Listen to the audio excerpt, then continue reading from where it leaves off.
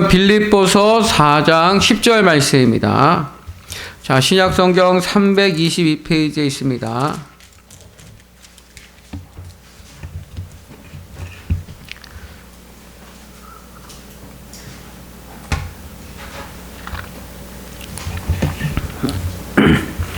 자, 빌립보서 4장 10절 말씀. 자, 우리 다 같이 믿음으로 합독합니다. 시작.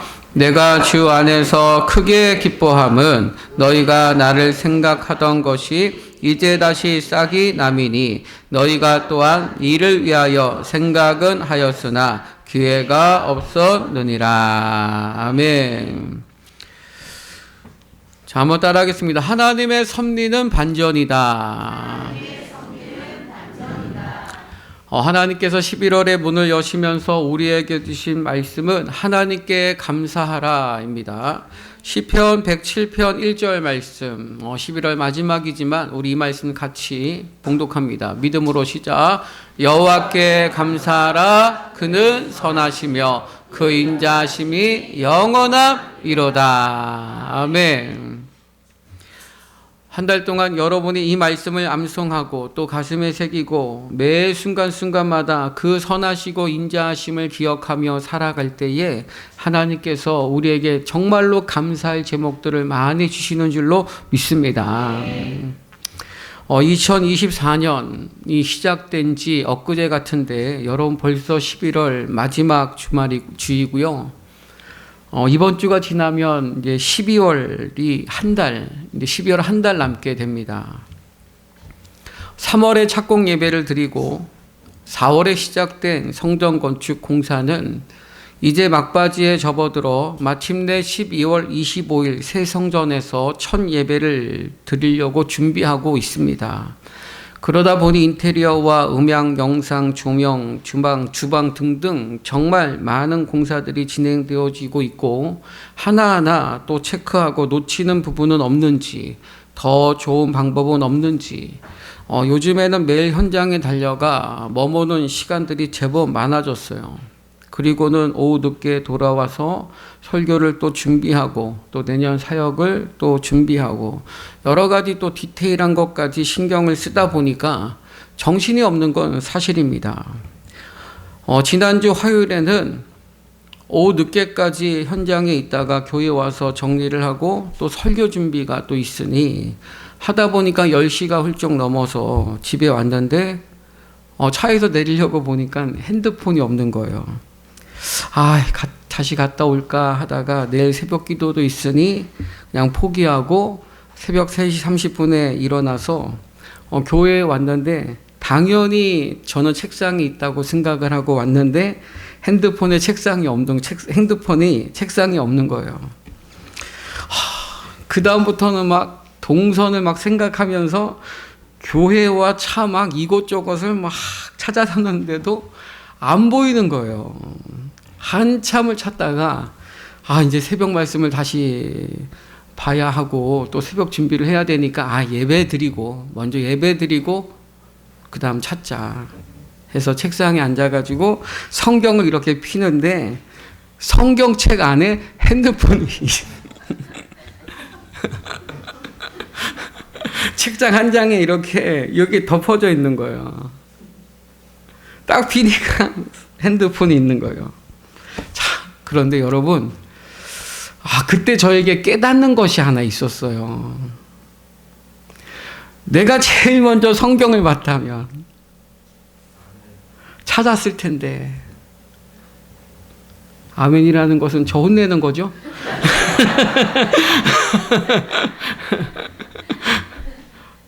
들어오자마자 예배드리러 왔으니 가장 먼저 핸드폰보다는 말씀이 중요하니까 앉아 성경부처부터 딱 봤으면 핸드폰을 찾았을 텐데 핸드폰을 먼저 막 찾다 보니까 정신없이 핸드폰만 찾아다닌 거죠. 내가 그토록 애타게 찾아다니던 핸드폰은 성경책 안에 있었는데 말입니다. 여러분, 여러분에게 일어나는 모든 일의 해답이 성경에 있음을 믿으시기 바랍니다. 하루를 말씀으로 시작한다면 우리의 삶이 그렇게 분주하고 정신없이 살다 지쳐가지는 않지 않을까요? 이번 주에도 선하시고 그 인자하신 하나님께서 우리 교회에게 주신 축복을 말씀을 드리겠습니다. 요즘엔 정말 하나님이 너무나 많은 축복들을 우리 교회에게 주시고 있어요. 정말 신기하고 오묘하고 기가 막힌 것 같아요. 지난주 최고의 주방을 선물로 주셨다라는 것을 말씀을 드리고 어떤 기구들인지 또 밴드를 통해서 또 새선동 준비 모임을 통해서 다 공개해 드렸잖아요. 그리고 월요일 오전이 되었는데요. 그 고집사님에게 또 연락이 왔어요. 뭐라고 연락이 왔냐면 그 어머님 권사님이 기도하시다가 늘 기도하신 분들이거든요. 기도하시다가 회전국솥이 지금 300인용으로 들어가 있는데 사실은 300인용을 다 못 끓인다는 거예요. 70% 정도밖에는 끓일 수 없다라는 거죠. 근데 나중에 이걸 바꾸려고 하면은 많은 비용이 들어간다는 거예요. 그러니 처음부터 500인용을 넣어주면 좋겠다 하시더라는 거예요. 왜냐면 우리 교회는 금방 300명이 넘을 거니까요. 아멘? 다른 교인들도 그렇게 봅니다. 우리 교회가 아니고 다른 교회 성도들도요. 우리 교회를 그렇게 믿고 바라본다고요. 할렐루야. 500인용짜리 넣어주겠다. 그럼 제 생각에는 너무 큰 거 아닌가? 근데 목사님 300인용과 500인용 외형 사이즈는 14cm밖에 차이가 안 납니다. 그 국이 큰 거지 외형이 큰 건 아니니까. 그러니 가능하시면 500인용으로 넣어드리겠습니다 하는 거예요. 저는 깜짝 놀랐죠. 하나님의 축복은 이 정도가 아니구나. 더 좋은 것이 있었구나 하면서 감사함으로 받았어요. 할렐루야. 그런데 화요일 날 또 오전에 그 고집사님이 전화가 왔어요. 목사님, 저희가 이제 통도리를 넣어드렸는데 그게 한 20명에서 30명분이에요. 뭐 반찬 같은 거 나물이나 이런 것은 그것으로 되겠지만 다른 것들을 하려다 보면은 또 다른 것을 또 준비해야 되기 때문에 그거를 하려면은 통도리를 빼가지고 또 씻어야 되는 번거로움이 있습니다. 그런데 워터건으로 해가지고 이렇게 물로 씻어서 그거를 이렇게 기울이게 되면은 그 물을 이렇게 쏟아내고 다시 재조리를 할 수 있는 그런 개수대가 앞에 있다는 거예요. 그런 게 있으니까 목사님 저희가 그 개수대까지 함께 넣어드리겠습니다. 빨리빨리 300인분을 하려면 엄청 바쁠 거니까 그거리에 필요하다라고 그걸 넣어두겠습니다 하는 거예요. 또 깜짝 놀랐어요. 하나님의 축복은 이 정도가 아니었구나. 더 좋은 게 있었구나. 그런데 수요일 날 오전에 또 전화가 왔어요. 그래서 그 집사님은 집사님 왜 이렇게 자꾸 전화하세요? 그랬더니 기도하면 생각납니다. 자꾸 기도하니까 또 생각나고 기도하니까 또 생각나고 또 생각난다는 거예요. 이번에는 그 경일주방 대표이사이신 안수 집사님, 그 아버지가 얘야, 내가 가만히 보니까 그 화구들이 다 크다. 구멍들이.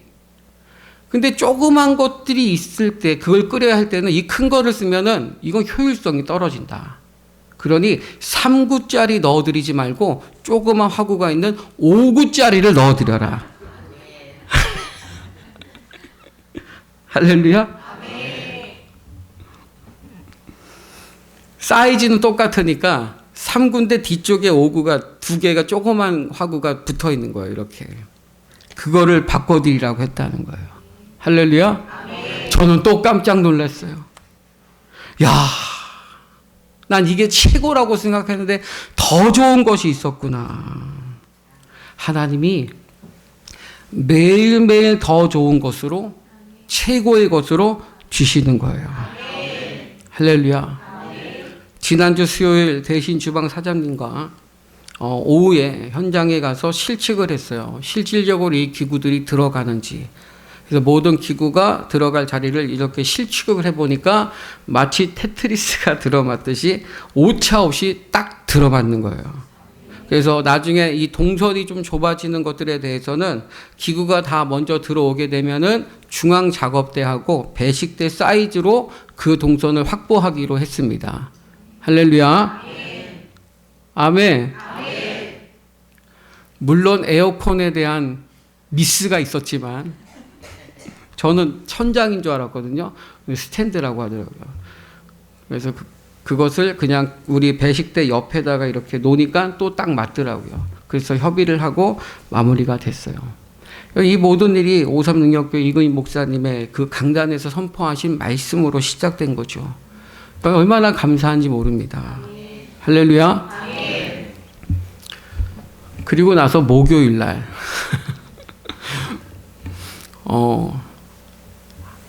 모르는 번호가 저한테 왔어요.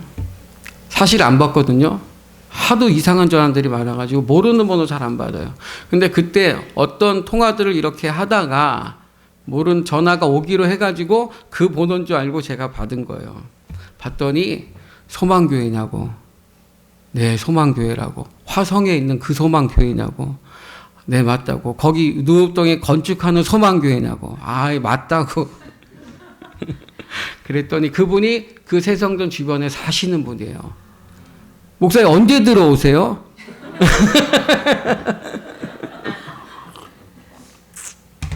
언제 시작하는 거예요? 그래서 네, 12월 25일 날 첫 예배 드리려고 준비하고 있습니다. 그랬더니 그분이 그쪽에 오셨는데 다른 교회를 가려고는 하나님이 자꾸 마음을 막으시더라는 거예요. 기다려. 너 기다려. 기다리다 못해 저번에 한 딴 교회 갔더니 또 아닌 거라는 거예요. 그래서 또 기다려 그러더래요. 근데 꿈을 꿨대요. 목사님하고 통화하는 꿈을 꿨대요. 꿈을 깨고 나서 오전에 전화해야 되는데 그냥 버틴 거예요. 그분이. 그리고 오후에 전화를 한 거죠. 그때. 그래서 저한테 얘기를 하는 거예요. 여기를 교회를 주변 이렇게 다니면서 그렇게 기도를 하셨대요. 기도가 되더래요. 하나님 이 교회 잘 되게 해주세요. 오시는 분들 다 오게 해주세요. 차량 운행 이런 것들 아무 문제 없게 해주세요. 그분이 우리 성도 다닐 때 그분이 그런 기도를 했다는 거예요. 모든 것을 위해서. 근데 이분이 얘기 들으면 기도하시는 분이더라고요. 그 통화를 30분 넘게 했어요.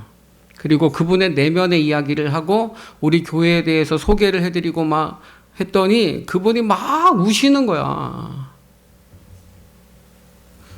막 눈물이 난대. 그런데 막 웃으시면서 눈물이 난대. 막 웃어. 근데 눈물이 난대.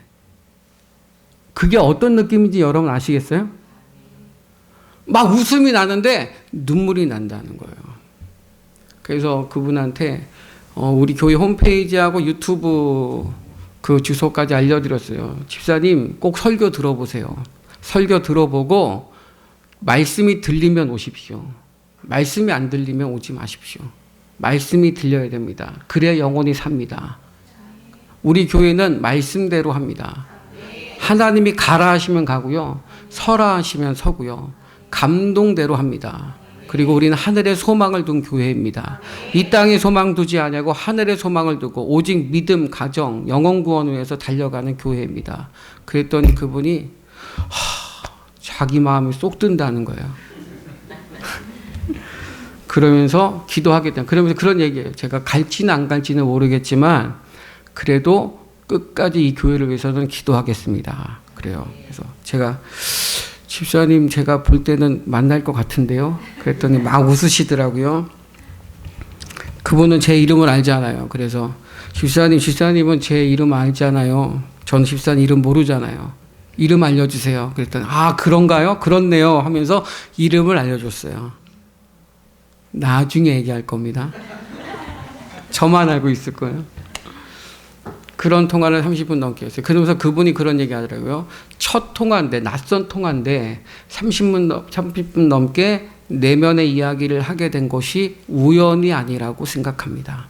하나님의 뜻이 있다고 생각합니다. 목사님, 기도하겠습니다. 그래서 그 전화 통화 말미에 저한테 이런 얘기 하더라고요. 목사님, 얼마나 힘드셨어요. 힘내세요. 고집사도 저한테 그랬거든요. 하나님께서 이사 41장 30절 말씀을 자기에게 주셨대요. 그래서 목사를 위로하라. 그래서 제가 어떻게 위로합니까? 하나님 위로해 주세요. 그랬더니 그 말씀 주셨다는 거예요.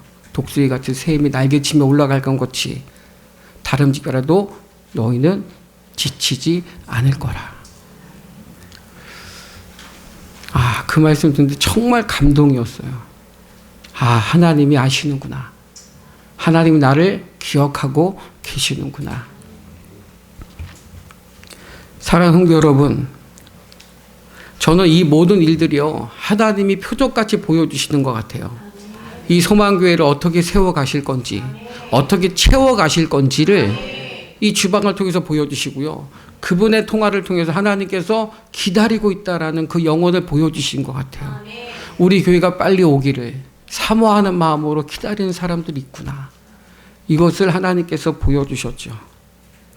지금 우리가 모든 것이 부족해 보이지만 하나님께서 가장 좋은 것으로, 최고의 것으로 채워가실 줄로 믿습니다. 사랑하는 성도 여러분, 하나님의 축복이 교회에게 주신 것 같지만 여러분, 하나님은 건물을 축복하시는 분이 아닙니다. 여러분에게 주신 복입니다. 여러분이 교회니까요. 하나님께서 여러분에게도 최고의 것으로 복을 주신다는 것을 이 주방을 응답 삼으시고 의심하지 말고 믿으시기 바랍니다. 오늘 왜 설교 제목이 하나님의 섭리는 반전이라고 하는지 아시겠죠? 여러분, 하나님이 주시는 복은 근심이 없는 복입니다. 언제나 최고의 것으로 주시는 분이심을 믿으시기 바랍니다. 그러니까 여러분 모두에게도 최고의 복을 주신다는 것을 믿으시기를 축복합니다. 여러분, 저를 포함해서 우리에게는 모든 말씀대로 제대로 살지 못하는 약한 모습이 있죠.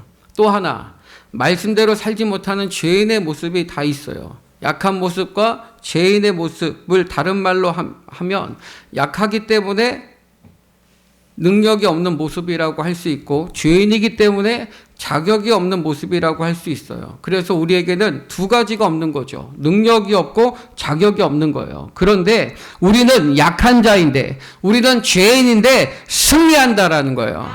사실 말이 안 되잖아요. 강해야 승리하지 어떻게 약한 자인데 승리합니까? 그런데 성경을 보면 약한데 승리하고 자격이 없는데 구원을 받더라는 거예요. 그것이 허물과 죄로 죽었던 나를 살리신 하나님 아버지의 그 은혜로 시작된 하나님의 섭리가 모든 것을 합력하여 선이 되게 하시는 반전의 역사임을 믿으시기 바랍니다. 그래서 여러분, 인생에는요 반전이 가능하다라는 거예요. 사랑하는 성도 여러분, 우리 인생은요 이렇게 살다가 이렇게 끝나는 인생이 아니라는 거예요. 지금 이 상황도, 이 현실도 얼마든지 반전이 일어날 수 있다라는 것을 믿으시기 바랍니다. 2024년 이제 한 달 남았지만 저와 여러분 모두에게 반전의 역사가 일어나기를 축복합니다. 여러분, 드라마도요 반전이 있는 드라마가 재밌고요, 여러분 영화도요 반전이 있는 영화가 재밌는 것처럼 여러분의 인생에도 반전이 있다는 것을 생각할 때에 살맛나는 인생 될 줄로 믿습니다. 우리 옆 사람에게 한번 활짝 웃으며 인사합시다. 사는 게 너무 행복합니다. 인사합시다. 자, 그러면 어떻게 하면 우리 인생에 반전이 일어날 수 있을까? 많은 사람들이 행복은 조건이 아니라는 것을 알아요. 알면서도 속으로는 자꾸 그걸 믿고 싶어하는 마음이 있다라는 거예요. 이게 무슨 말이냐면, 그래야 혹시 지금 내가 행복하지 않다면 그것이 나 때문이 아니라 다른 것이라고, 다른 것 때문이라고 핑계댈 수 있기 때문에 그런 거예요. 잘 알아들으셨으면 좋겠어요. 성경은 그렇게 말하지 않아요. 빌립보서 4장 4절 말씀입니다. 믿음으로 시작. 주 안에서 항상 기뻐하라. 내가 다시 말하노니 기뻐하라. 아멘. 따라하겠습니다. 주 안에서 항상 기뻐하라. 명경입니다. 여러분, 만약에 행복이 조건이라고 한다면요, 우리는 항상 기뻐할 수 없죠. 조건은 얼마든지 바뀔 수 있기 때문이죠. 그러므로 다른 사람 몰라도 성도에게 행복은 조건이 아니라 선택입니다. 우리가 계속해서 기뻐하는 것을 선택하면 항상 기뻐할 수 있다라는 것을 믿으시기 바랍니다. 시편 118편 24절 말씀. 자, 믿음으로 시작. 이날은 여호와께서 정하신 것이라. 이날에 우리가 즐거워하고 기뻐하리로다. 아멘. 따라하겠습니다. 이날에 여기서 이날은 주일을 말하는 거예요. 주일은 우리가 즐거워하고 기뻐해야 해야 되는 날임을 믿으시기 바랍니다. 여러분, 주일이라고 어떻게 즐거워하고 기뻐할 수 있을까요? 선택하면 되는 거예요. 그렇게 우리가 주일에 즐거워하고 기뻐할 수 있다면 우리가 매일매일을 주의 날로 여기고 즐거워하고 기뻐하기를 선택하여 말씀대로 항상 즐겁고 항상 기쁜 삶을 살 수 있기 때문에 성도에게 있어 행복은 조건이 아니라 선택이라고 말할 수 있는 것입니다. 그러므로 오늘 즐거워하고 오늘 기뻐하기를 선택하며 사시기를 바랍니다. 그러면 내일도 기뻐하고 즐거워하며 살 수 있음을 믿으시기 바랍니다. 살아계신 하나님께서 여러분의 모든 것이 합력하여 선이 되어 반전의 역사를 이루실 것을 믿으시면 아멘 하시기 바랍니다. 그렇다면 선택하셔야 됩니다. 선택하셔야 돼요. 특별히 여러분이 정말로 하나님이 선하시고 그 인자하심이 영원하시다라는 것을 믿는다면 선하신 하나님께서는 모든 것을 합력하여 선이 되게 하시는 그 하나님의 섭리가 내 인생의 반전의 역사가 일어나게 하실 것을 믿는다면 무조건 감사를 선택하실 수 있기를 바랍니다. 자, 빌립보서 4장 10절 말씀, 오늘 본문이죠. 자, 믿음으로 시작. 내가 주 안에서 크게 기뻐함은 너희가 나를 생각하던 것이 이제 다시 싹이 남이니 너희가 또한 기회가 없었느니라. 아멘. 자, 여러분 보세요. 본문은 바울이 빌립보 교회에게 보낸 편지죠. 본문에 나를 생각하던 것이 이제 다시 싹이 났다라는 말이 무슨 말이냐면 바울에게 재정적으로 어려움이 있었는데 재정 후원을 해주던 교회가 빌립보 교회였어요. 그런데 이유는 모르지만 선교비가 중단되었다가 다시 보내주기 시작한 거예요. 그걸 나를 생각하던 것이 다시 싹이 났다라고 표현을 하고 있고 그래서 감사하다 그런 말입니다. 그러면서 전에 선교비가 중단되었다는 것에 대해서 기분 나빠하거나 섭섭하게 생각할 수도 있는데요. 선교비를 중단한 이유에 대해서 빌립보 교회에게 선교비 보내줄 생각은 하였으나 기회가 없었다고 좋게 해석하고 말하고 있는 거예요. 여러분, 표현이 좋지 않습니까? 정도기가 중단되어 것에 대해서 생각은 하고 있었지만 기회가 없어서 못 줬던 거야 라고 좋게 생각한다고요. 여러분, 감사를 선택한다라는 것은요, 모든 것을 좋게 바라보고 좋게 해석하는 거예요. 예수님도 십자가에 달리시기 전날 밤에 겟세마네 등산에 올라가실 때에 혼자 가지 않으시고 예수님도 십자가에 달리시기 전날 밤에 베드로와 야고보와 요한 세자 3명을 데리고 올라가셔요. 그리고 기도를 부탁합니다. 나를 왜 기도해 줘라. 그런데 기도는 안 하고 이 제자들이 다 자는 거예요. 우리 같으면 야 지금이 잘 때냐? 그러면서 화를 낼 것 같은데 마태복음 26장 41절 말씀 보세요. 자, 믿음으로 시작. 시험에 들지 않게 깨어 기도하라. 마음에는 원이로되 육신이 약하도다 하시고. 아멘. 여러분, 예수님 말씀이 참 고맙지 않아요? 고맙잖아요. 기도 안 하고 자고 있는 제자들에게 마음은 깨어 기도하고 싶었을 텐데 너무 피곤하니까 그랬을 거야. 육신이 피곤하니까 그랬을 거야 하고 공감해 주시면서 좋게 해석해 주시잖아요. 요한복음 1장에서도요, 나다나엘이 예수님을 찾아오는데 그 전에 나다나엘이 빌립을 만나서 대화하면서 이 빌립이 예수님 한번 만나봐라 하니까 이런 얘기를 했어요. 요한복음 1장 46절 믿음으로 시작. 나다나엘이 이르되 나사렛에서 무슨 선한 것이 날 수 있느냐 빌립이 와서 보라 하니라. 아멘. 예수님이 나사렛 출신인데 나사렛에서 무슨 선한 것이 날 수 있느냐. 한마디로 예수님에 대한 편견을 가지고 그 예수님에 대해서 폄하하고 있는 거죠. 함부로 말했던 사람이 나다나엘이에요. 그런데 예수님은 그 나다나엘을 보면서 이렇게 말씀하세요. 요한복음 1장 47절입니다. 믿음으로 시작. 예수께서 나다나엘이 자기에게 오는 것을 보시고 그를 가리켜 이르시되 보라, 이는 참으로 이스라엘 사람이라 그 속에 간사한 것이 없도다. 아멘.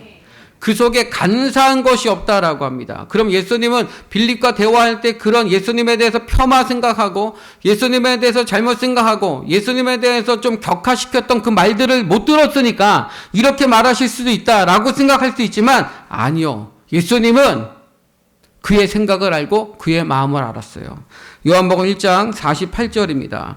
자, 믿음으로 시작. 나다나엘이 이르되 어떻게 나를 아시나이까? 예수께서 대답하여 이르시되 빌립이 너를 부르기 전에 내가 보았노라. 아멘. 그러니까 빌립을 나다나엘을 빌립을 만나기 전부터 주님은 아셨단 말이에요. 그러니까 그가 그렇게 말한 건 그가 진실된 사람이라서 그런 거라고 좋게 해석해 주신 거예요. 자, 여러분. 좋은 것을 바라보고 좋게 해석하는 것이 감사의 태도입니다. 누군가가 나를 괴롭히고 힘들게 하는 사람이 있다면 여러분 덮어놓고 싫어하지 말고 그 사람은 나로 하여금 기도하게 하는 사람이라고 할 수 있잖아요. 얼마든지 좋게 말하고 좋게 해석할 수 있다라는 거죠. 그런데 어떤 분들은 누군가가 나를 이유 없이 미워하면은요, 같이 미워하고 같이 싫어합니다. 여러분, 그렇게 하면은요, 이유 없이 미워했던 사람에게 이제는 미워하는 이유를 만들어 주는 거예요. 그러니까 그러지 말고, 누가 이유 없이 나를 미워하면 이 일까지도 하나님의 섭리라고 믿는 성도는 좋게 해석해 주라는 거예요. 예를 들어서 모든 일을 하나님의 섭리로 믿고 받아들였던 다윗이 아들 압살롬의 반란으로 예루살렘에서 쫓겨나갈 때 시므온이 다윗을 막 저주합니다. 너 꼴 사는, 너 꼴 좋다. 너 그렇게 될 줄 알았어. 막 저주했다고요. 그러자 듣다 못해 참지 못했던 그 아비새 장군이 내가 죽여버리겠습니다. 저거 내가 죽이겠습니다. 그러니까 다윗이 그러지 말라고. 그러지 마라. 하면서 이런 말을 해요. 사무엘하 16장 12절 말씀입니다. 믿음으로 시작. 혹시 여호와께서 나의 원통함을 감찰하시리니 오늘 그 저주 때문에 여호와께서 선으로 내게 갚아주시리라 하고. 아멘. 이 일로 하나님께서 선으로 내게 갚아주실 것이라는 이 말은요, 시므의 저주도 지나고 나면 지금은 내가 저주받아서 기분 나쁘지만, 너무 속이 타지만, 너무 아프지만, 화도 나지만, 지나고 나면, 내가 참으면, 내가 좋게 생각하면, 내가 좋게 여기면, 내가 좋게 받아들이고 좋게 반응하기만 하면 이 모든 것이 합력하여 선이 되어서 나에게 돌아오게 하실 것이라는 말로 기분 나쁘고 억울한 일 앞에서 감사를 선택한 겁니다. 할렐루야. 인생은 반응이에요. 행복은 선택입니다. 어떻게 반응하느냐, 어떻게 선택하느냐에 따라서 여러분의 인생이 달라지는 거예요. 사랑하는 성도 여러분, 우린 스스로 완벽하지 않다고는 말은 해요. 나 완벽한 사람 아니야. 여기서 완벽한 사람이 어디 있어요? 아무도 없죠. 다 완벽하지 않아요. 그런데도 불구하고 완벽하기를 원하는 것 같아요. 그래서 마음에 들면 감사하려고 합니다. 여러분, 그러면 평생 감사할 수 없어요. 어떤 목사님에게 성도가 상담을 하면서 이렇게 얘기했대요. 목사님, 죽이고 싶은 사람이 있어요. 어떻게 해야 되죠? 저 사람 내가 죽여버리고 싶은데 어떻게 해야 돼요? 그랬더니 그 목사님이 죽이고 싶으면 죽이라는 거예요. 죽여라 가서.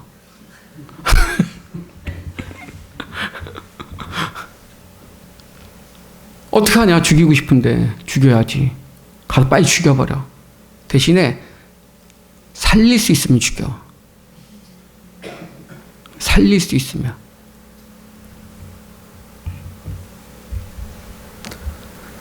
사랑하는 성도 여러분, 완벽한 사람이 어디 있어요? 다 잘하는 사람이 어디 있어요?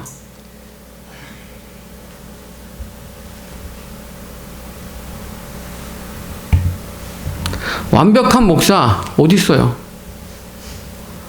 완벽한 교회 어디 있어요? 완벽한 남편? 완벽한 아내? 완벽한 자녀? 완벽이란 말 자체가 모순이죠. 왜 내가 완벽하지 않으니까요. 근데 여러분, 이 완벽이라는 말의 다른 말이 뭔지 아세요? 내 마음에 들 때예요. 내 생각과 같을 때예요. 이게 완벽의 다른 말이에요. 나는 완벽하지 않다고 하면서 끊임없이 사람들은 내 마음에 들 때예요. 내 생각과 같을 때예요. 이걸 추구해 간다고요. 본인이 완벽하지 않음에도 불구하고 끊임없이 내 생각과 내 마음의 모든 기준을 맞춰버린단 말이에요. 똑같은 말을 들어도 내가 기분 나쁘면 기분 나쁜 거고 내가 좋으면 좋은 거예요. 이건 말도 안 되는 거죠. 왜? 내가 완벽하지 않은데 왜 내 생각과 내 마음에 맞추냐 말이에요. 완벽하지도 않으면서 완벽한 것을 추구해 가는 거죠. 사랑하는 성도 여러분, 여기 우리가 속는 거예요, 자꾸. 여러분, 내 마음에 들 때 감사한다? 여러분, 만약에 그렇다면 그 사람은요, 모든 것이 다 합력하여 선이 되게 하신다는 하나님의 그 섭리를 믿지 못하는 사람이에요.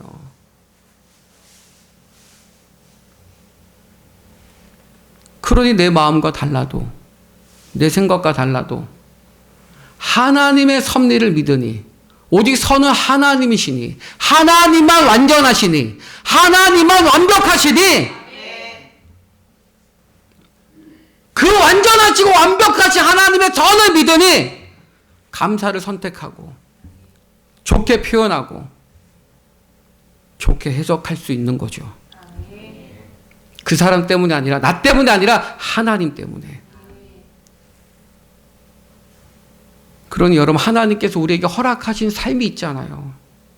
하나님 우리에게 허락하신 관계가 있잖아요. 우리는 그것을 받아들여야 돼요. 나쁜 것도 좋게 말하고, 좋은 것을 주실 때는 계속해서 하나님께 감사함으로 그걸 유지해 가라는 것입니다. 실력 중에 최고의 실력은 뭔지 아세요? 감사하는 마음과 자세예요. 누군가가 여러분에게 작은 것에도 계속해서 감사를 표현한다면 여러분, 그 사람은 실력이 있는 사람입니다. 반대로 여러분에게 작은 것도 감사를 표현하지 않는 사람은 좋은 것을 유지할 실력이 없는 사람이에요.